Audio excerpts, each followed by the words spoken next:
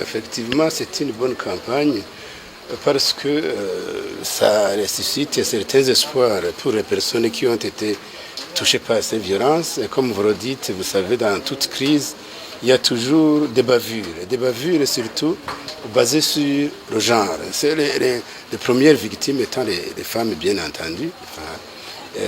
C'est-à-dire que parmi mes sœurs qui se sont réfugiées ici, il y en a qui ont été victimes.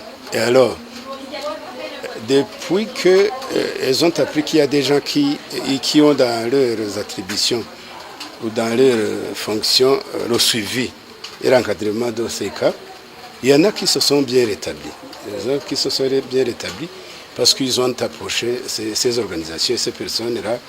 Et j'en profite pour remercier ces personnes de grande personnalité pour avoir appuyé nos réfugiés femmes. Et nous avons aussi apprécié leurs témoignages puisqu'ils sont sortis de leur,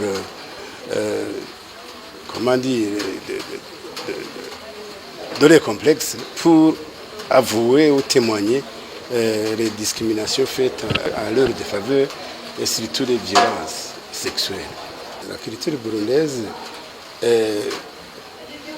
englobe beaucoup de questions taboues par rapport à la vie des personnes, spécialement à la vie des femmes.